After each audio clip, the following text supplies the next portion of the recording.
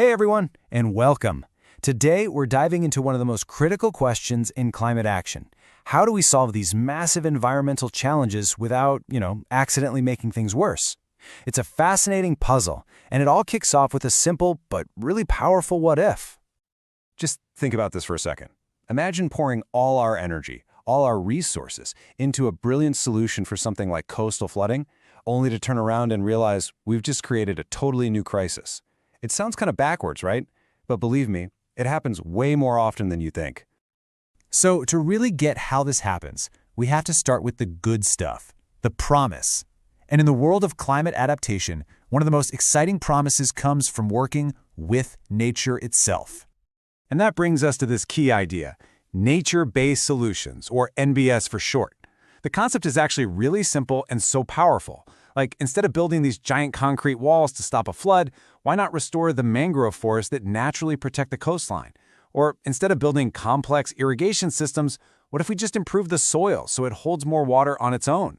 It's all about leveraging the genius of ecosystems that have been doing this stuff for millennia. And the potential here is just enormous.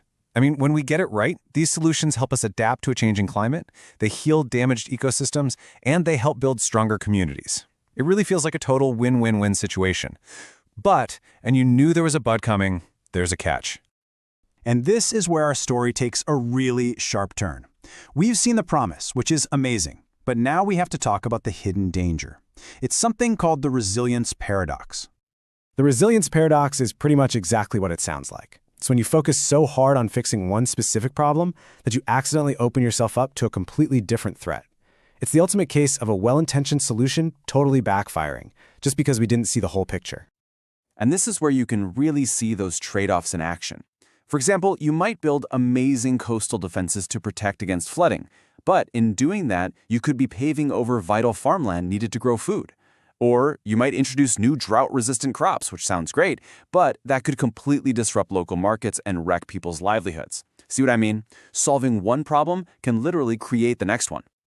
Okay, so this is not just some abstract theory. Let's look at a concrete, real-world example to see exactly how this paradox plays out on the ground. So picture this. A community decides to restore a historic wetland. It's a fantastic nature-based solution, right? It'll absorb storm surges, prevent flooding. Awesome. But what if local farmers have been using that exact same land to grow food for generations? Suddenly, you've reduced the risk of a flood, but you might have just created a brand new risk of food shortages. Now, this tricky period of change is what researchers call transitional vulnerability. It's that messy in-between phase. You've gotten rid of the old way of doing things, but the new solution isn't fully up and running yet. And this is the danger zone. This is exactly when and where those unintended consequences love to pop up. And check this out, because it perfectly illustrates the danger. You can see that vulnerability doesn't just go down in a straight line. The old system had some risks, sure, and the new system is ultimately way better.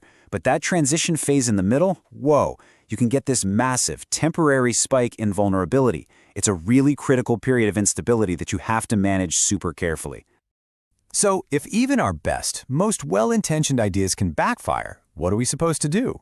Well, the good news is, researchers are already working on a much smarter way forward, and that brings us to something called the COEVOLVERS project. Yeah, so the COEVOLVERS project, which is funded by the European Horizon program, is dedicated to this exact problem. Their entire mission is to figure out how we can get all the awesome benefits of nature-based solutions while dodging that resilience paradox trap. They're studying how to do it across all sorts of different landscapes. So how do they do it? Well, their approach is basically a framework built on teamwork and looking ahead.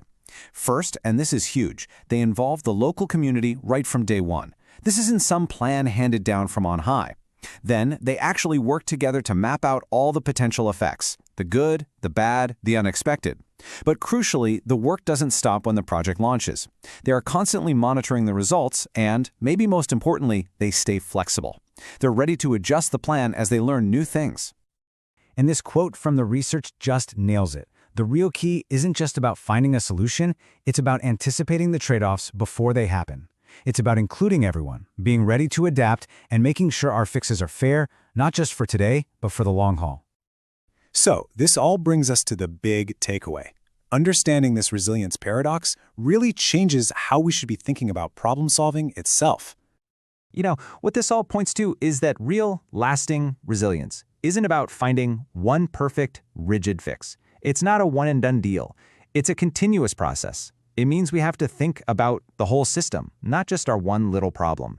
It means we have to actually listen to the people on the ground, be humble enough to change course when things aren't working, and always be on the lookout for those unintended ripple effects.